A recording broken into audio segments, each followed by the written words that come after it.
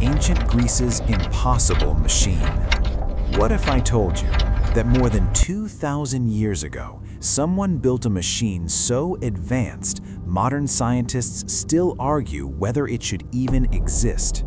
In the year 1901, Greek sponge divers were searching the seabed near a tiny island called Antikythera, a forgotten strip of rock between Crete and mainland Greece. What they found was not gold, not statues, not treasure, at least not at first. Buried inside a Roman shipwreck lay a corroded lump of bronze, broken, unremarkable, and ignored for nearly a year. But when archaeologists finally examined it closely, they realized something terrifying. This was not art. This was not decoration. This was a machine filled with gears, dials, and precise mathematical ratios. Technology historians believed humanity would not develop for another 1,500 years. And the deeper researchers looked, the worse the mystery became. X-ray scans revealed at least 30 interlocking bronze gears, cut with an accuracy comparable to 18th century clockmaking. The mechanism could predict solar eclipses, track the movement of planets, calculate lunar phases, and even forecast Olympic Games decades into the future. According to physicist Derek de Sola Price, this object was, as far as we know, the most sophisticated scientific instrument of antiquity. In modern terms, the Antikythera Mechanism is considered the world's first analog computer. But here's the problem. Ancient Greek technology, according to accepted history, was never supposed to be capable of this. No blueprints, no similar machines, no written instructions, just this, one impossible device, alone at the bottom of the sea.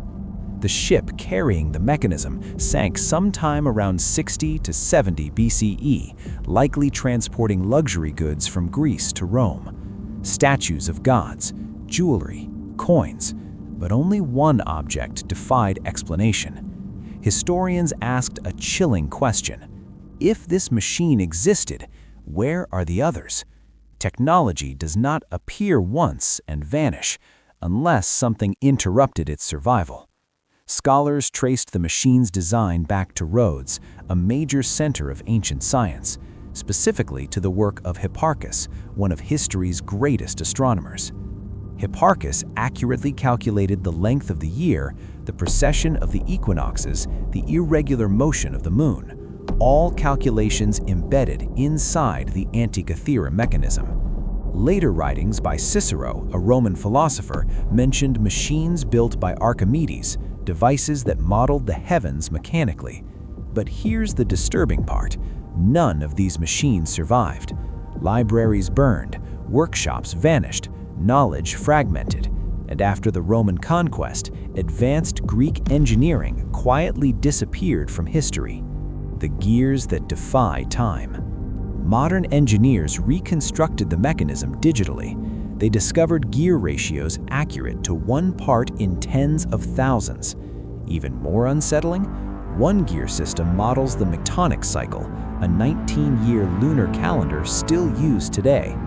Another predicts eclipses using Babylonian astronomical cycles, suggesting cross-civilization knowledge sharing centuries before historians believed it occurred. This was not primitive, this was global science, encoded in bronze. Some historians believe the Antikythera Mechanism wasn't unique. It may have belonged to a hidden tradition of elite scientific instruments, reserved for philosophers, astronomers, or political leaders. If true, this raises an uncomfortable implication. Advanced knowledge may have existed, but only for the few.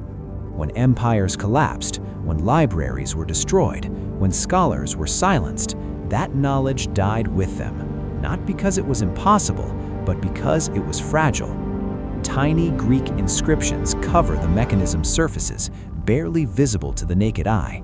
They describe planetary cycles, eclipse predictions, operating instructions, essentially a user manual.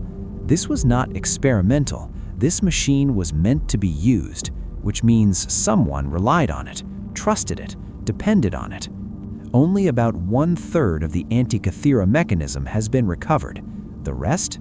Missing, possibly still buried in the wreck site, possibly destroyed, possibly salvaged and lost centuries ago.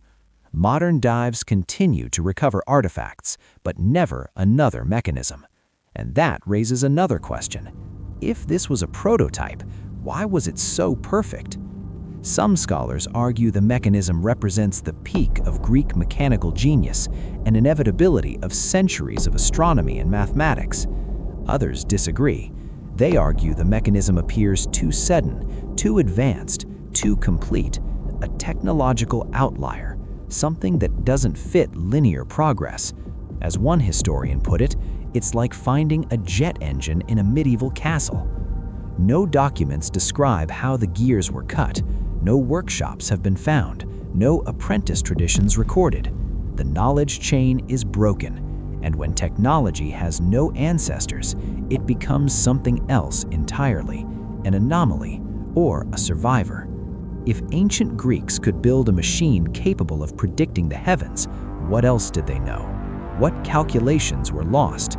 What devices were melted down? What ideas were erased before they could spread? And if one impossible machine survived by accident, how many others never did? Because the Antikythera Mechanism doesn't just tell time, it asks a question modern history still refuses to answer. What if the ancient world was never as primitive as we were taught to believe? And what if this machine was only the beginning?